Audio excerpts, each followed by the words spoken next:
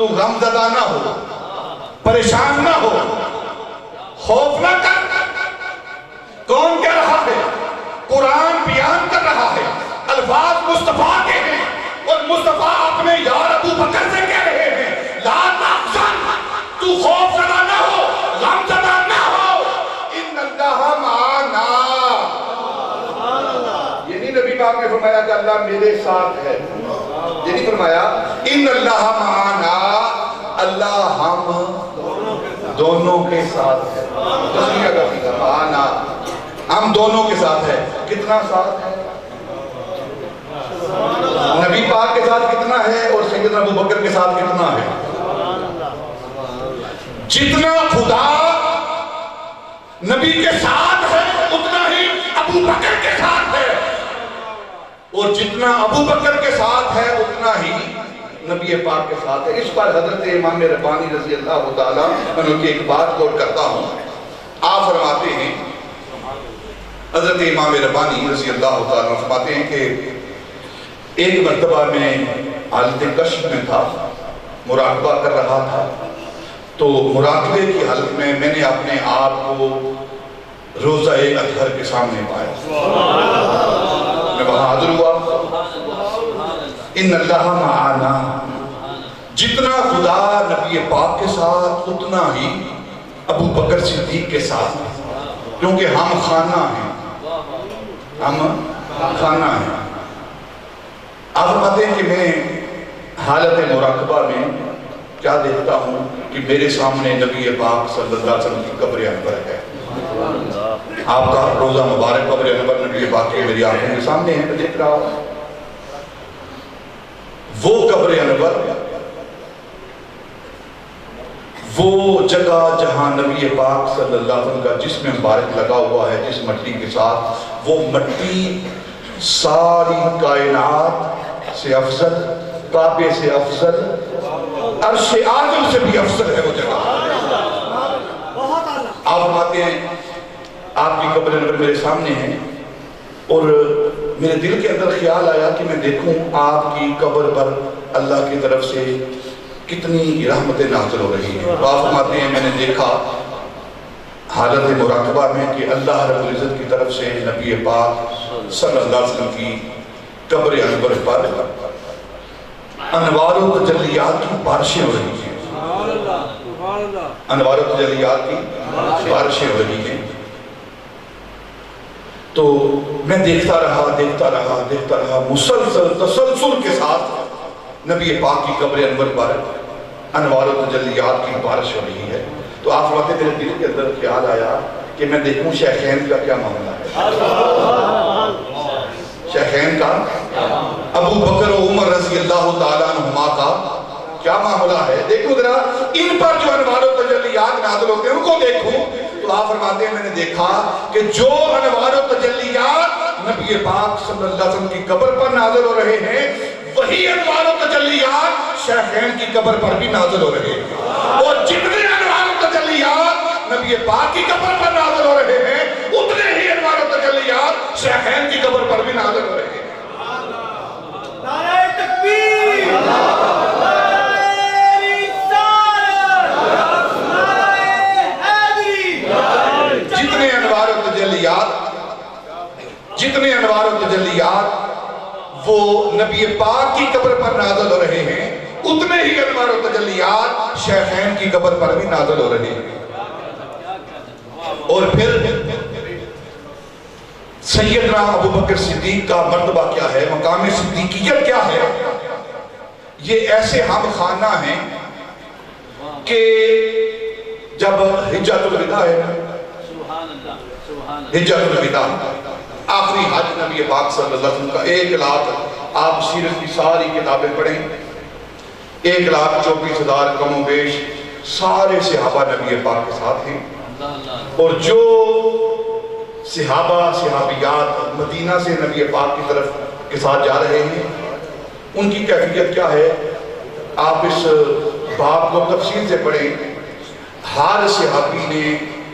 اپنی سواری جس کے پاس موجود تھی اور اپنا سامان اس نے اپنی سواری پر باندھا، اپنی سواری پر باندھا۔ اور چل دیے. جب مینا میں پہنچے نا تو ہر صحابی نے اپنا خیمہ لگایا. ہر صحابی نے اپنا خیمہ لگایا. جب مدینہ المنورہ سے چلتے ہیں تو دو ہستیاں ہیں جن کی سواری ایک ہے. جن کی سواری ایک ہے اور ایک ہی سواری پر دونوں کا سامان بنا ہوا ہے, لدا ہوا ہے. اور وہ دو ذاتیں, ایک ذات نبوت ہے اور ایک ذات صدیقیت ہے. ہر صحابی اپنی سواری پر سامان لاتا ہے, اپنی سواری پر سوار ہوتا ہے, لیکن ان دونوں کی سواری ایک ہی ہے. اور جب مینا کی وادی میں آتے ہیں سارے اپنا اپنا خیمہ لگاتے ہیں. اور جب خیمہ نبوت کی بات آتی ہے اور خیمہ صدیقیت کی بات آتی ہے تو دونوں کا ایک ہی خیمہ ہے, ہم خانہ ہیں. اپنے اس بات کو دونوں ہم خانہ ہیں. فرق کیا ہے کہ جب مینا کی وادی کے اندر یہ خیمہ لگایا گیا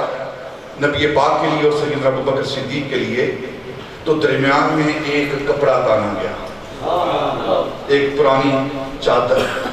اس پرانی چادر پر کائنات کی ساری قیمتی چادریں قربان. اس چادر کے اندر ایک سراغ تھا, ایک سراغ تھا. نبی پاک صلی اللہ علیہ وسلم, آپ کو سب سے بڑا غم کون سا ہے؟ نبی پاک کا غم کیا ہے؟ امت کا. ہمارا غم ہے نبی پاک, اور کوئی غم نہیں, اور کوئی غم نہیں نبی پاک کو, صرف امت کا غم ہے. آپ بڑے علماء سے سنتے ہیں نبی پاک پیدا ہوئے رب حبلی امتی, معراج پر کے رب حبلی امتی, اور پھر جب اپنے روضہ اطہر قبر انور کے اندر گئے تو رب حبلی, آخری الفاظ جو ہیں آپ کے قبر شریف کے اندر, وہ رب حبلی امتی کے ہیں. ان کو ایک ہی غم ہے. اور سیدنا ابوبکر صدیق رضی اللہ تعالیٰ عنہ رازدار مصطفیٰ, جانثار مصطفیٰ, اور ان کو بھی اگر کوئی غم ہے تو نبی پاک کا غم ہے کہ جو غم مصطفیٰ کو ہے وہی غم ابوبکر صدیق کو ہے. خیمہ لگ چکا ہے اور نبی پاک صحابہ کو مل رہے ہیں, ان کو تعلیم و تربیت دے رہے ہیں, ان کو مسائل بتا رہے ہیں. اور سیدنا ابوبکر صدیق رضی اللہ تعالیٰ عنہ مینا کی وادی کے اندر خیمے کے اندر سارے سجدے میں رکھا ہو رہے ہیں, آہوزاری کر رہے ہیں, گڑ گڑا رہے ہیں, اللہ کی بارگاہ میں دعا کر رہے ہیں. این اس وقت جب سیدنا ابوبکر صدیق کی چیخیں نکل رہی ہیں, رو رہے ہیں, اللہ کی بارگاہ میں رو رو کر دعائیں کر رہے ہیں, تو نبی پاک صلی اللہ علیہ وسلم خیمے کے اندر داخل ہوئے تو رونے کی آواز سنی. تو آپ اس دیوار, جو کپڑے کی دیوار اس کے قریب آئے, جو سراغ تھا اس سے اندر دیکھا تو ابو بکر رضی اللہ تعالیٰ عنہ سجدے میں سر رکھ کر رو کر دعا کر رہے ہیں. نبی پاک نے اپنے کان لگائے کہ ابو بکر کیوں رو رہا ہے؟ میں اس کا غم گسار آقا موجود ہوں, اس کا مشکل کشا میں موجود ہوں, اور میرے ہوتے ہوئے ابو بکر رو رہا ہے, میں جانوں تو صحیح کہ ابو بکر کیوں رو رہا ہے. تو نبی پاک نے کان لگائے تو سیدنا ابو بکر کی جو دعا تھی, جو آہوزاری تھی, وہ کیا تھی؟ وہ دعا کر رہے تھے, یا اللہ ابو بکر کا جسم اتنا بڑا کر, اتنا بڑا کر, اتنا بڑا کر, اتنا بڑا کر کہ تیری دوزخ میں, تیری جہنم میں ابو بکر پورا آ جائے اور میرا مصطفیٰ خوش ہو جائے اور اس کی امت جو ہے وہ بچ جائے, امت بچ جائے.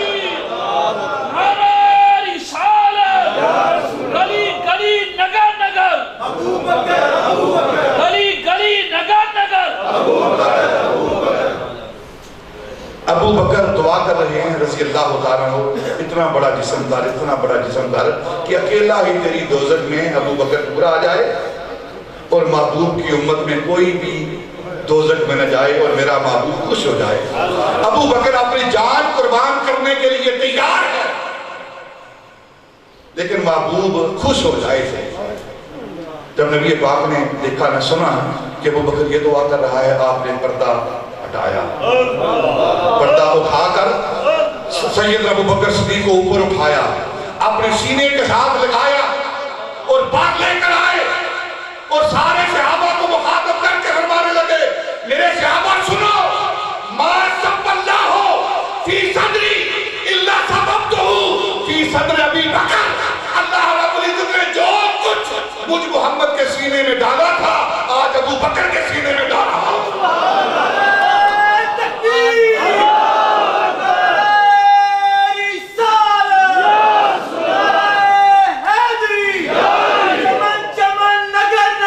ابو بکر مل کر بولو یاد چمن چمن نگر نگر ابو بکر ابو بکر چمن نگر نگر ابو بکر مصطفیٰ کا ہم سفر ابو بکر مصطفیٰ کا ہم سفر جانشینِ حضور ابو البیان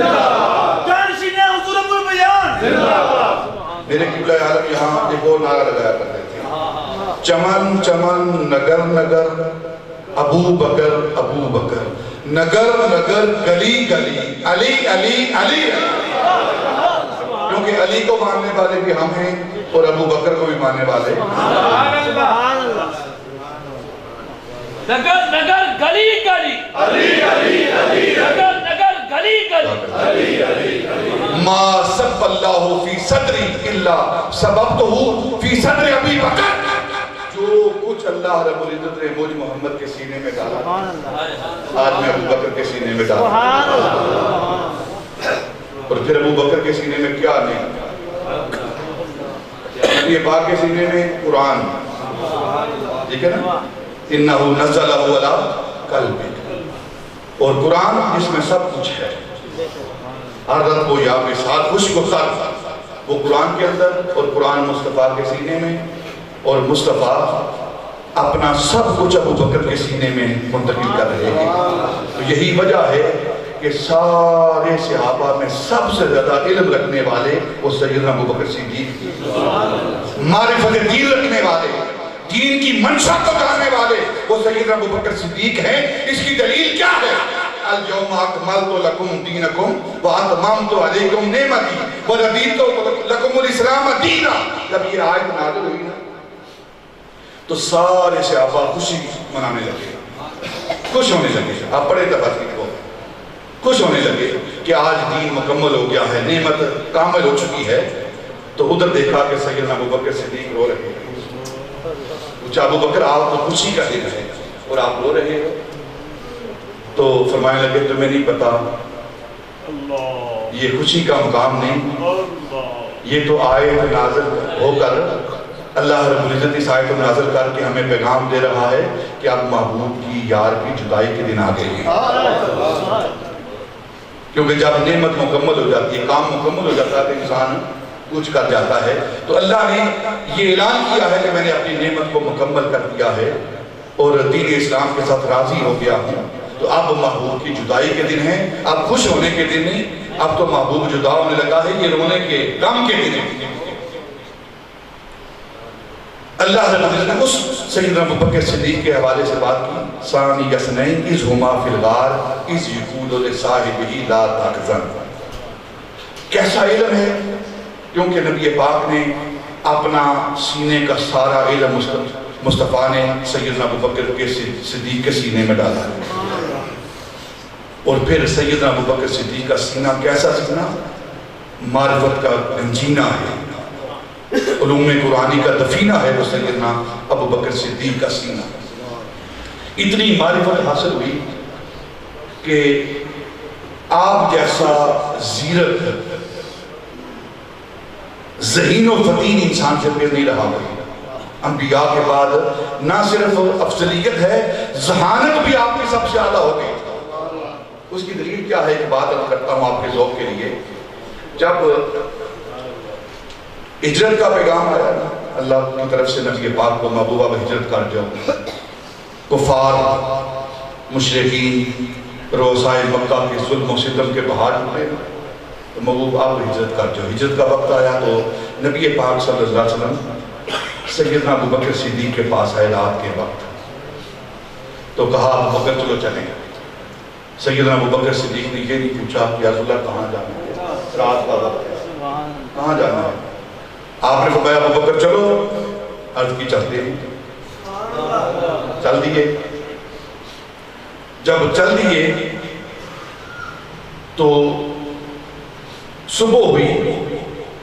کفار نے دیکھا کوئی بھی نہیں، نہ ابو بکر ہیں نہ نبی پاک ہیں، تو انہوں نے ایک اعلان کیا کہ ان دونوں میں سے ایک کو یا دونوں کو زندہ یا ان کے سر جو لائے گا ان کو اونٹ، گھوڑے، سونے کے سکے یہ انعام دیا جائے گا۔ ان دونوں کے سر کی قیمت رکھی۔ پڑھیں آپ، اب سیدنا ابو بکر صدیق کی ذہانت فطانت ہے۔ لوگ کہتے ہیں کہ علماء کہتے ہیں، سیرت کی کتابوں والے کہتے ہیں کہ تھوڑی دیر چلنے کے بعد غار ثور کی طرف جانے کی طرف جب چل رہے تھوڑی دیر چلنے کے بعد سیدنا ابو بکر صدیق نے نبی پاک کو کندھوں پہ بٹھایا، بابا پہاڑ قدم نہیں ڈالا، سور پہاڑ تے چڑھیا جانا، او پیا جاندہ یار نبی دا، یار بھی یارے یار نہیں، کندھوں پہ کھا لیا کہ شاید نبی پاک تھکے ہوئے ہیں۔ نہیں، جو محبوب ساری کائنات کا بوجھ اٹھانے والا ہے وہ کیا تھکنا ہے؟ اس میں اجلاس تھا ابو بکر کی فطانت تھی کہ جب صبح ہوگی کفار ڈھونڈیں گے، تلاش کریں گے، اور انہیں پتا ہے کہ ایک نبوت ہے، ایک صدیقیت ہے، ایک محمد ہے، ایک ابو بکر ہے، اور جس طرف وہ گئے ہیں ان کے 4 قدم ہیں، ایک کے 2 قدم ہوتے ہیں، ان کے 4 قدم ہیں، اور وہ 4 قدموں کی تلاش میں ہمیں تلاش کریں گے۔ تو ابو بکر ذہین، فطین، فطانت، متانت، زینت، انہوں نے نبی پاک کو کندھوں پر اٹھا کر اس بات کی طرف انہیں لگا دیا کہ تم 4 کی تلاش میں رہو، یہاں تو صرف 2 ہی قدم ہیں، 2 ہی قدم ہیں۔ وہ سیدنا ابو بکر صدیق نبی پاک کو کندھوں پر اٹھاتے ہیں تاکہ کفار اسی بات پر لگے رہیں کہ 4 قدم تلاش کرتے ہیں، 4 قدم کہاں جا رہے ہیں۔ آپ نے کندھوں پر اٹھا کر انہیں اس کام میں لگا دیا اور معبود کو، یار کو اٹھا کر غار میں لے گئے۔ اور پھر اس میں دوسرا اشارہ کیا ہے؟ سیدنا ابو بکر صدیق رضی اللہ تعالیٰ نے نبی پاک کو کندھوں پر اٹھا کر 2 قدم رکھے، اس بات کی طرف اشارہ کیا کہ جو قدم مصطفیٰ کے ہیں وہی قدم ابو بکر کے ہیں، اور جو قدم ابو بکر کے ہیں وہی مصطفیٰ کے ہیں۔ ابو بکر کا کوئی عمل ایسا نہیں جو مصطفیٰ کی سنت کے خلاف ہو، مصطفیٰ کے عمل کے خلاف ہو، نبی پاک کی منشا کے خلاف ہو۔ جو مصطفیٰ چاہتا ہے ابو بکر وہی کرتا ہے۔ تو کندھوں پر اٹھانے کا راز یہ تھا تاکہ وہ 4 قدموں کی تلاش میں رہے اور 2 قدم لے کر آپ غار ثور کے اندر چلے جائیں۔ اور پھر جب غار ثور کے اندر پہنچے، آپ علماء سے آخری بات کرتا ہوں، تو ایک وقت وہاں گزرا۔ سیرت کی کتابیں کہتی ہیں کہ 15 روز لگے ہیں مکہ المکرمہ سے مدینہ المنورہ پہنچنے میں، 15 دن لگے ہیں، 15 روز لگے ہیں۔ وہ محبوب جو رات کے تھوڑے سے حصے میں سدرۃ المنتہا بھی طے کر جاتا ہے، سدرۃ المنتہا بھی طے کر جاتا ہے، وہ مکے سے مدینے 15 دن لگاتا ہے۔ آپ بھی 4-5 گھنٹے کے بعد پہنچ جاتے ہیں، اور محبوب 15 دن کے بعد پہنچ رہا ہے۔ وہ خاص وقت تھا سیدنا ابو بکر صدیق کے لیے، جو آقا دینا چاہتے تھے کہ میں ایسا تنہائی کا وقت مجھے ملے، میں اپنے ابو بکر کو دوں۔ تنہائی میں بٹھا کے پھر فیض دیا ہے سیدنا ابو بکر صدیق کو۔ اور جب تیسرا دن ہوا غار کے اندر، تو سیدنا ابو بکر صدیق رضی اللہ تعالی عنہ نے نبی پاک کی بارگاہ میں عرض کی، یا رسول اللہ پیاس محسوس کر رہا ہوں، مجھے پیاس لگ رہی ہے۔ غار کے اندر جہاں سانپ ہی سانپ تھے، اندھیرا ہی اندھیرا تھا، مجھے پیاس لگی ہے، پانی کا کوئی وہاں تصور نہیں، خوراک کا کوئی تصور نہیں۔ تو نبی پاک صلی اللہ علیہ وسلم فرمایا کہ جاؤ تھوڑا ابو بکر آگے جاؤ، صدیق آگے جاؤ، وہاں چشمہ ہے، وہاں سے پانی پیو۔ سیدنا ابو بکر صدیق تھوڑا آگے بڑھے، غار سے تھوڑا آگے جا کے تو کیا دیکھا؟ ایک خوبصورت صاف شفاف دودھ سے زیادہ سفید، شہد سے زیادہ میٹھا، برف سے زیادہ ٹھنڈا چشمہ بہ رہا ہے۔ آپ نے وہاں سے پانی پیا، واپس آئے، یا رسول اللہ یہاں غار کے اندر یہ چشمہ کہاں سے آ گیا؟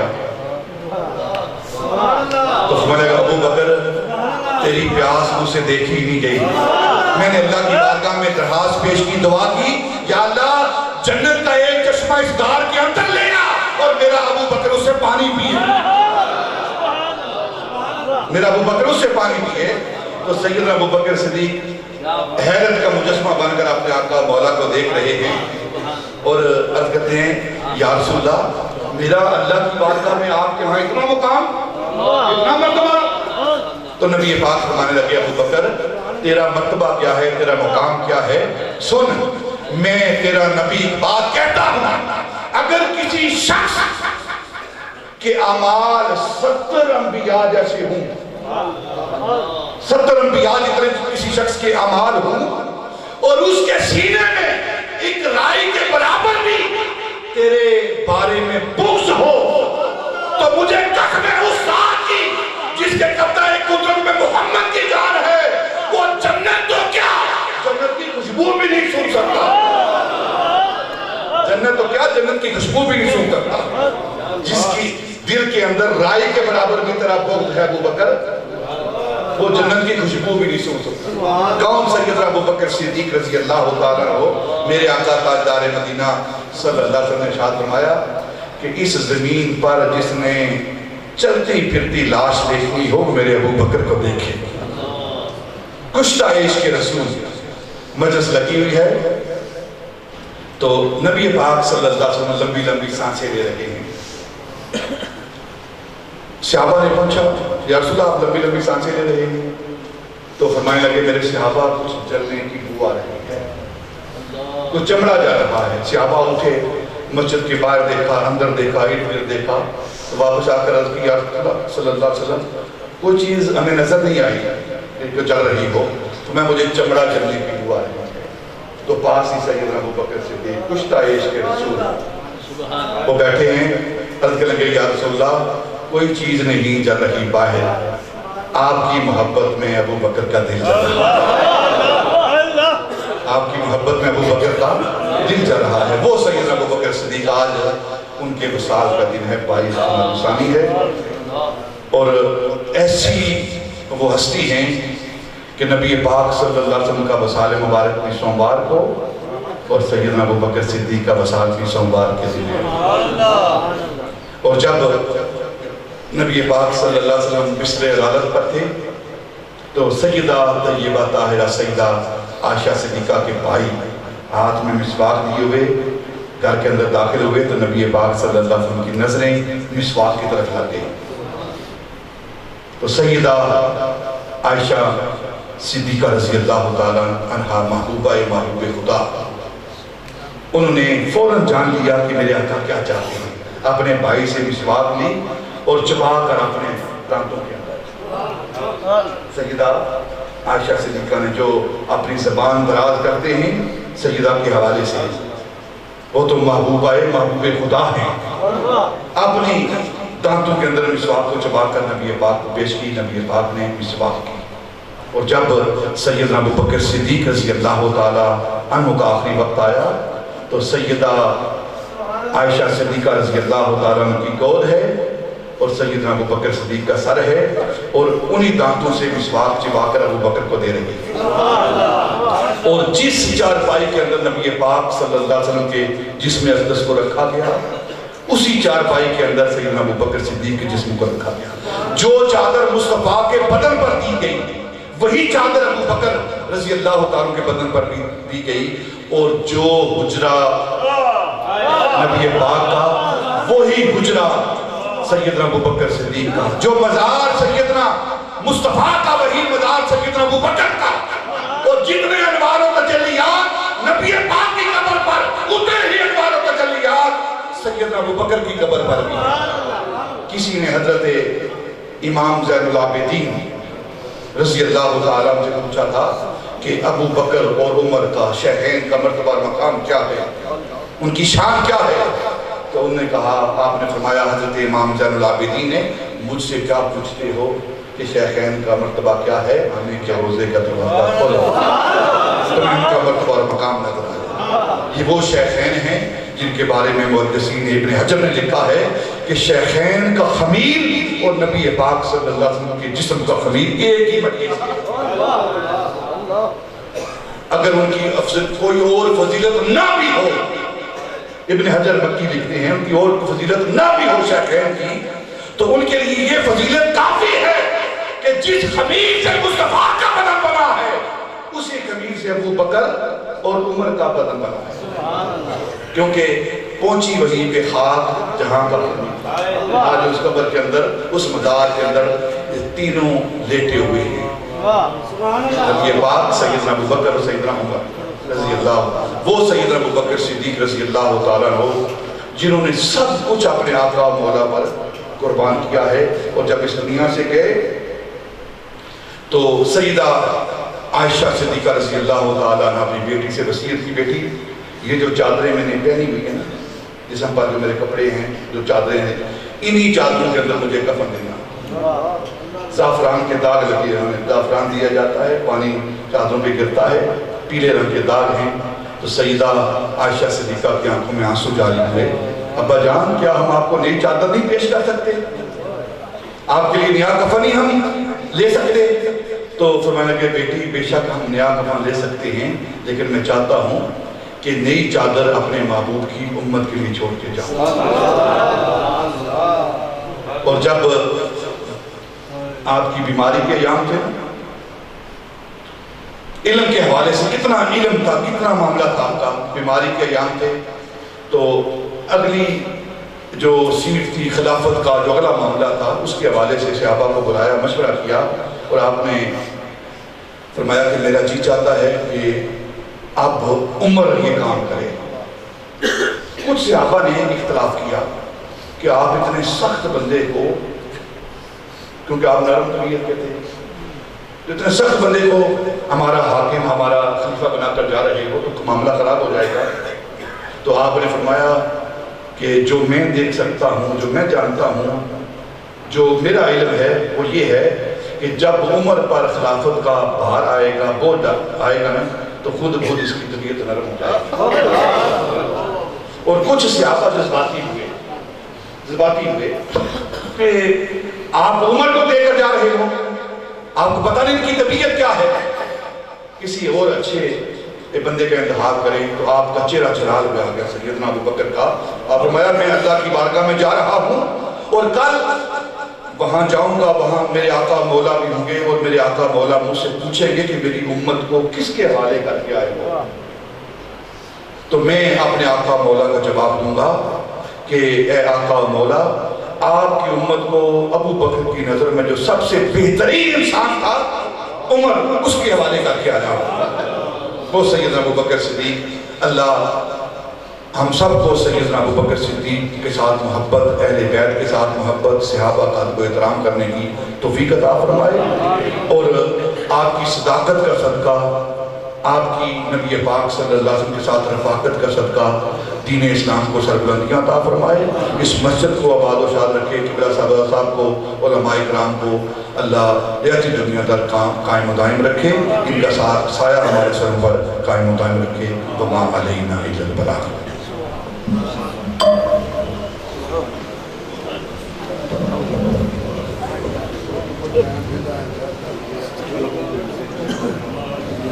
ابھی دوست صاحب آپ تشریف رکھیے گا، اور یہ ایک اعلان بھی ہے کہ 15 اپریل پر روز بدھ بعد از نماز عشاء